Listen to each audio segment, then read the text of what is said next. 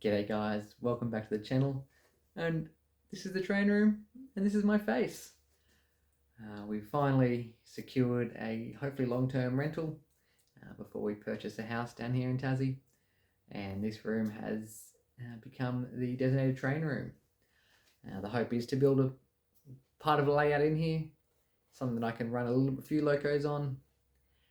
So shortly I'll give you a tour of the room and then we'll discuss sort of what my plans are, what my hopes and dreams for this small little space is. But first, let's have the channel intro.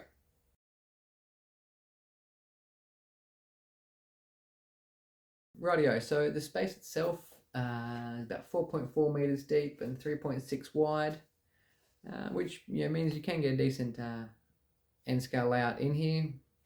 We have a door right in the middle of this wall here, leading to the outside, and then across here between this door and this window is a bit angled there, so you lose a little bit of space there, but not much.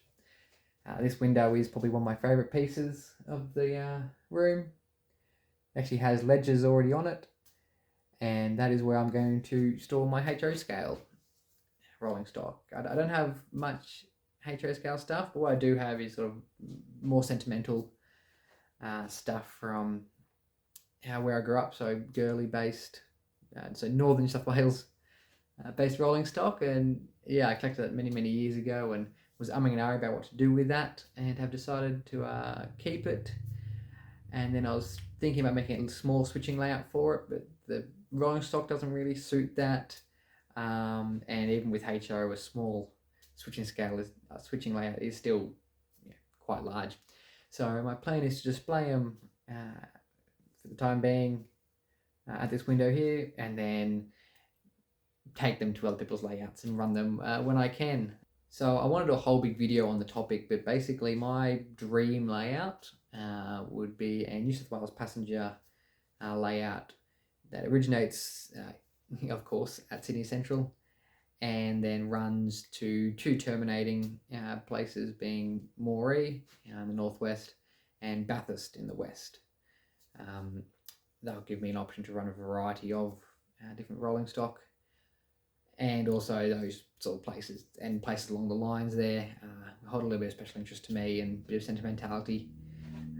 But yeah, like I said, I'll do that in a future video, go through the dream layout.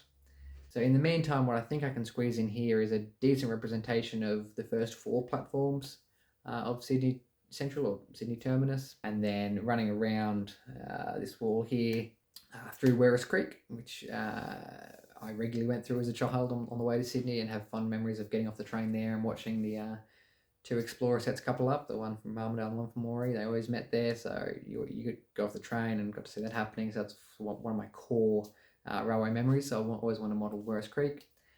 And then coming around a peninsula and into Moree, looking at then having a small little run back to Central to give sort of a reverse curve, which means I can run train straight out of Central, around the peninsula and back into Central.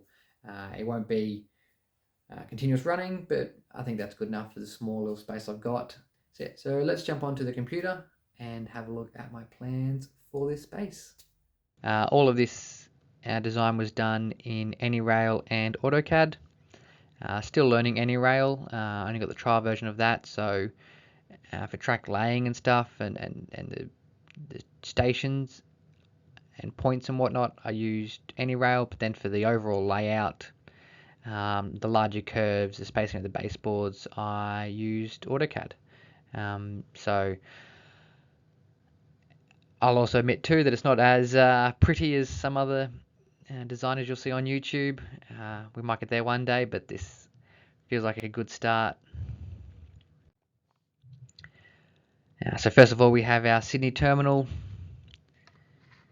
platforms 1 through 4. So here's platform 1, platform 2 with the loco release siding in the middle, and then platforms 3 and platforms 4 with their own loco release siding as well. It just so happens that in N scale, platforms 4, 5, 6 and 7, the platform itself is about 1200 mil in N scale, so the separation of these boards will be at approximately here, and I'll be able to model just one platform in there. And then obviously platform 2 is quite a bit longer. It actually comes to a point, and platform 2 and 3 are quite a bit longer and come to a point, and platform 1 bends around. I'm not very happy with how this looks on here. This is more for me to get an idea of how much space was needed for the points, but I'll try and smooth this out a lot more when actually laying the track. So that's the plan for Sydney. Werris Creek, I haven't modelled any of the roundhouse or intermodal yard that is currently at Werris Creek. This is just looking at the station area basically. This is based off the 2004 layout. I don't believe much has changed at Werris Creek since then, but that's the diagrams I have access to, and I quite like that time period. When I go into my dream layout design, I will discuss more why I've chosen the early 2000s era, but yeah, this layout is based on the 2004 layout. So this is from Sydney, this end. This is towards currently Armidale, and this is towards Moree. And I've put in some curves here. This was part of the planning process to see what it would take to get back around the end of the peninsula. And then moving on to Moree. Now again, this is based on the 2004 layout. So from Sydney, and this is the old Inverell line. This has changed a bit since 2004. Basically, the first 3 tracks here, the 3 most eastern tracks, are still in place with the Explorer siding here, but since the Moree bypass has gone in, these 3 good sidings have gone. So you'll see in the diagram that I show later, I've actually moved this point here all the way up to here and got rid of this section here completely, just because it's hard to model the full length of the Moree yard. So now we're looking at the train room itself. As I said, we've got 4.4 meters this way and 3.6 meters along here.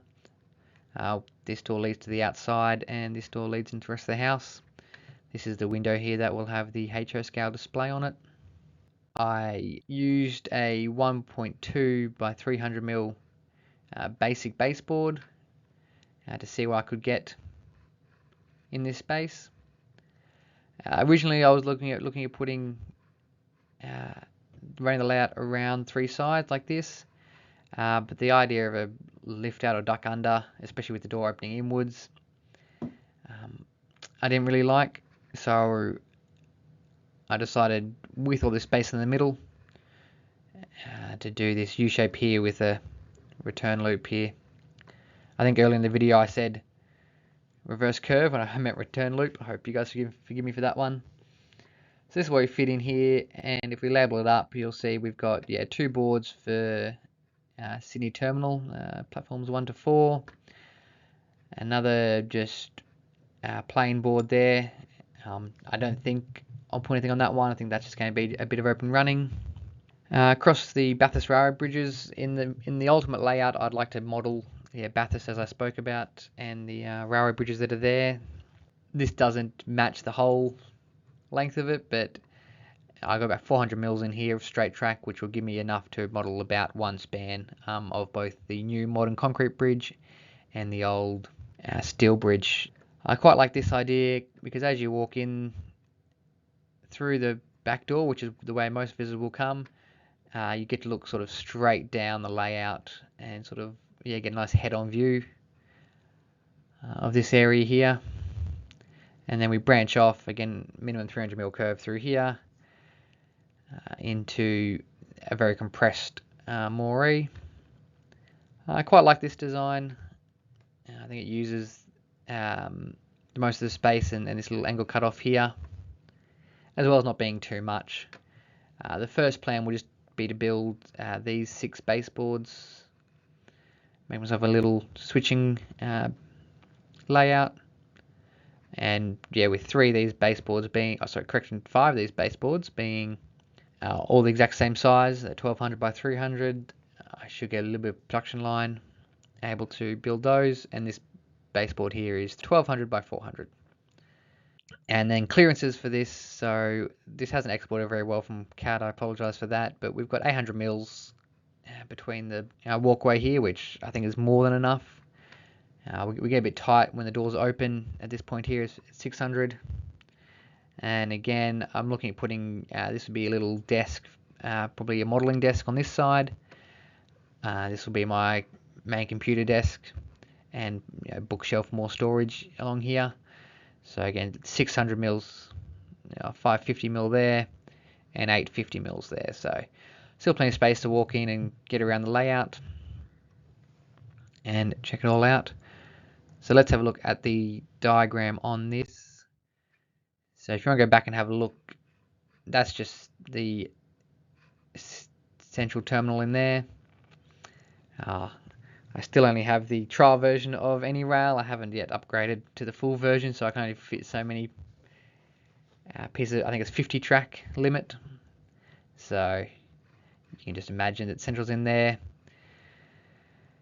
And this is the very compressed version of the Moree station area. I'm wanting to keep sort of the main elements of it, and still be able to do a bit of shunting or storage in this area. So 4 decent length runaround tracks plus the siding for the Explorer. I thought they were the key things to have. With Werris Creek as well, we'll have the major runaround siding here, plus another little siding here, and another runaround siding in here. So yeah, it's not the most complex layout.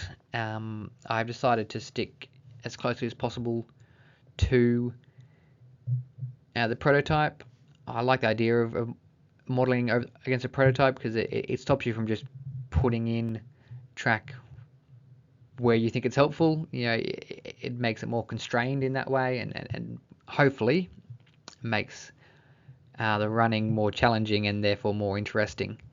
So we'll head back to Greg in the train room to sign off. So as you can see, it's not a massive layout, but it's going to be pretty big for me. I've never really made something this big, and a lot of my layouts have been basically on boards and whatnot, and sort of just a few loops of track. This is going to be the most intricate thing I've made, and yeah, definitely the most challenging. So very, very excited to take that on. So thanks for watching again, guys, and jumping into this new series. I know I've already got the portable layout going on. This one here is my big dream that I really want to start progressing. So I'll have both the series going. I'd love for you to come along that journey with me. And I also look forward to hearing any of your comments or ideas about how I'm using this space in the comments below. So until next video, see ya.